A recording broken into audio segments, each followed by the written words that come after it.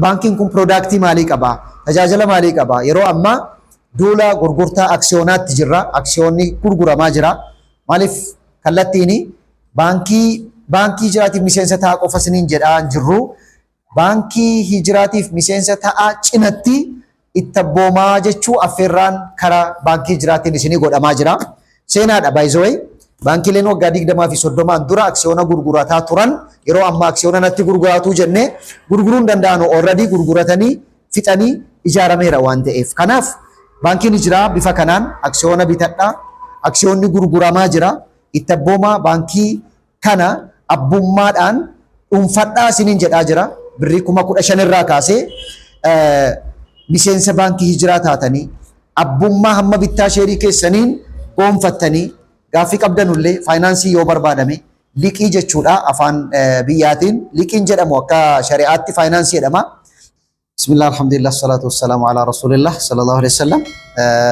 Kabajamtootaa fi jaallatamtoota hawaasa keenyaa qaqqaalii fi jaallatamoo bakki itti jirru kun bakka baankii hijiraa damee diistiriktii kibba lixaa Oromiyaa giddugala magaalaa Jimmaa keessatti argamna.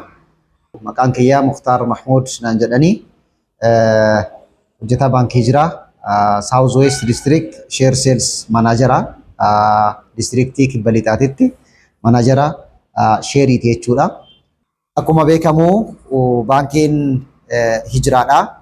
Baankii yeroo ammaa hundeeffama isaa waggaa 4 fi 5 lakkoofsi kana keessatti hirmaannaa hawaasni bal'aa fi hawaasni bara dheeraa sagaleen isaa ukkaamamee ture. Egaa imaammata heeraa fi seera biyyattiitiin mirkanaa'ee fi hojiitti bobbaane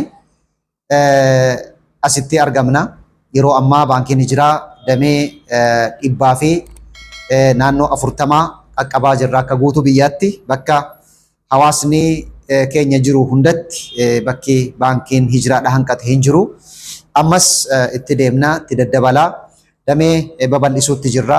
Duula akkasumas baankiin kun baankii fakkaatee akka inni ce'ee dhaloota egereetiif illee harkaan gahachuudhaaf inni beekumsa qabu beekumsa isaatiin, inni maallaqa qabu maallaqa isaatiin, inni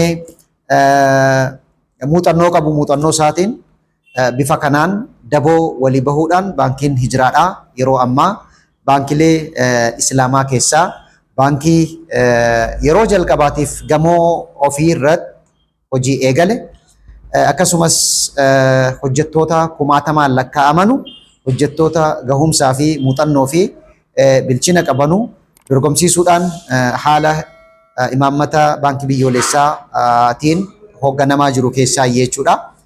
Egaa yeroo ammaa baankiin hijiraa baankii guutummaan guututti dhalarraa bilisaa irratti kan xiyyeeffatu yoo ta'u ka'umsi isaas kan imaammata shari'aa fi koree lajnaa fatwaa fi iqtisaadiyyoota yookaan ekonomistoota islaamaatiin kan hoogganamu shari'aa boordii hawaasni bal'aan jara beekuun hoogganamu ta'uu isaatiin kan ka'e wantoonni baankiin hijiraadhaa baankii biraarraa adda isa taasisu tokko ni jalqabaa roorroo hawaasatu isa dhalche baankiin hijiraadhaa roorroo hawaasa waggaa 100 eega dursifamee dirree diinagdeerraa godaaneen booda alhamdulillah amma jijjiirama mootummaa keenyaan Dr. Abiy Ahmediin kan hayyamni isaa kennamee gabaatti bahuun isaadha.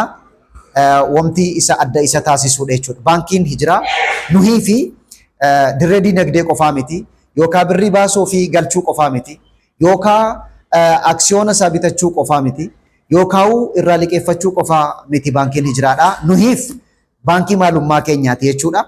Baankii maalummaan keenya ittiin mataa keenya ol qabnee diinagdee keenya ittiin gabbifannee dirree haraamarraa gara halaalatti itti godaannudha waan ta'eef baankiin hijiraa nu'ii fi daldala seera qabeessa kan Quraanaa fi hadiisaan hoogganamu yoo ta'u haala mudaarabaan itti hojjennu kun muraabaha faayinaansiingiin isaadha.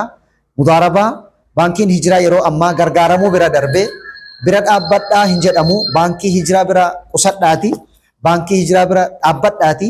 baankii hijiraa biratti qusattanii mudaarabaa barbaadamu faayidaa baankii hundarraa argachuudha qabdanu baankii hijiraarraa ni argattan. Tajaajila baankii kamirraa argachuudha barbaadan hunda baankii hijiraa dhuftanii hin dhabdanu.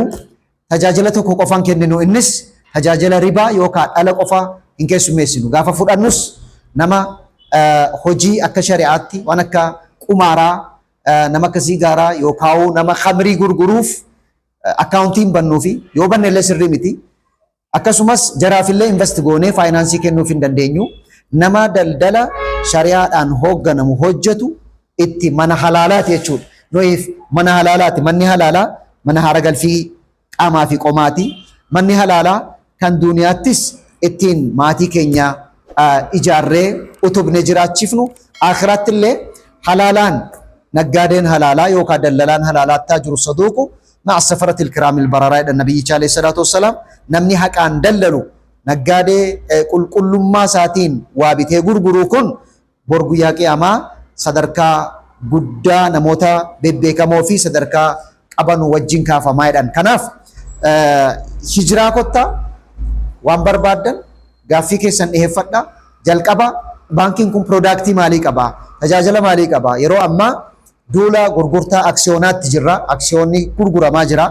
Maaliif kallattiini baankii hijiraatiif miseensa ta'aa qofa isiniin jedhaa jirru. Baankii hijiraatiif miseensa ta'aa cinatti itti abboomaa jechuu affeerraan karaa baankii hijiraatiin isinii godhamaa jira. Seenaadha baay'isooyi. Baankileen waggaa 20 fi 30 dura aksiyoona gurgurataa turan yeroo ammaa aksiyoona natti gurguratuu jennee gurguruun danda'anu already gurguratanii fixanii ijaarameera waan ta'eef. Kanaaf baankiin hijiraa bifa kanaan aksiyoona bitadhaa. Aksiyoonni gurguramaa jira. Itti abboomaa baankii kana abbummaadhaan dhuunfadhaa isiniin jedhaa jira. Birrii 15,000 irraa kaasee miseensa baankii hijiraa taatanii abbummaa hamma bittaa sheerii keessaniin goonfattanii gaaffii qabdanullee faayinaansii yoo barbaadame liqii jechuudha afaan biyyaatiin. Liqiin jedhamu akka shari'aatti faayinaansii jedhama. Faayinaansii jechuun waan barbaaddan qodaa bitee isinii kenna.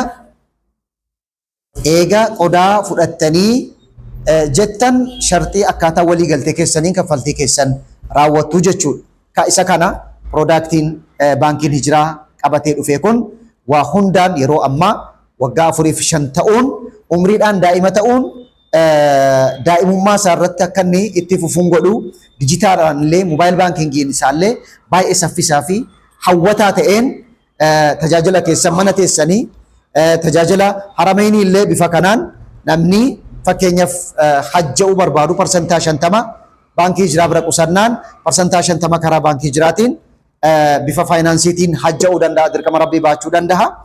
Kaffaltii mana barumsaa school fee systemni keenya illee haala school fee mobile bankingii isaatiin maatiin ijoollee mana barumsaa itti barsiifatutti mobile bankingiin isaa school managementiin keenya banaadha, well organized ta'ee isin eegaa jira.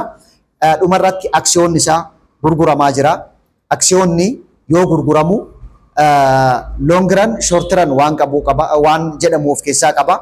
Long runii fi kaayyoo yeroo gabaabaatii fi kaayyoo yeroo dheeraa jedhamee bakka lamatti qodama. Kaayyumti yeroo baay'ee aksiyoonni kaayyoo yeroo gabaabaatiif hin ta'u kara deemaatumaan akka aksiyoona gaafa bitate nam tokko isa caalaa ilmaan isaatu irraa fayyadama. Ilmaan isaa caalaa ilmaan isaatu itti fayyadama. Amma bittaa aksiyoona isaatiin dhaabbata Islaamaa bira dhaabbateera.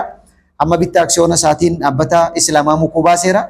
Amma bittaa aksiyoona isaatiin quuqamanni islaamummaadhaa qabu agarsiiseera. Amma bittaa aksiyoona isaatiin dhaloota isaatiin gabbifata. Gaaffii biyya asitti illee waan gaafachuudha barbaade bifa faayinaansii tajaajila addaa illee yoo barbaade abbaa aksiyoona baankii kana gaafa ta'u gaaffiin isaallee humna illee qajeelfama baankii kanaatiif kennuu keessatti gahee guddaa qaba. Kanaaf aksiyoona baankii hijiraa ammumarraa kaatanii maqaa keessaniin, maqaa ilmaan keessaniin, maqaa dhaabbata keessaniin, maqaa masjiidaatiin illee masjiidonni kadhattummaa keessaa bahuu qabu. Madrasaan illee kadhattummaa keessaa bahuu qaba. Maqaa masjiidaatiin, maqaa madrasaa markazaatiin yoo aksiyoonni bitame gaafa waggaa 5-6-10 bakka guddaa qaqqabee fi dhaabbata galii madda galii dhaabbataa ta'aa fi jechuudha. Inshaallah 15,000 irraa kaasee hamma ميلينا ديقدمي سدي في إساء والربية كيسا في بيا على جرتن بانكين هجرة أكسيونا إساء أكسيونا إساء حلالة غرغرا جرا الرابطة أباج الراتاء إتون شفامين الراجرون حفيا دمنون سنين جدا. السلام عليكم ورحمة الله وبركاته.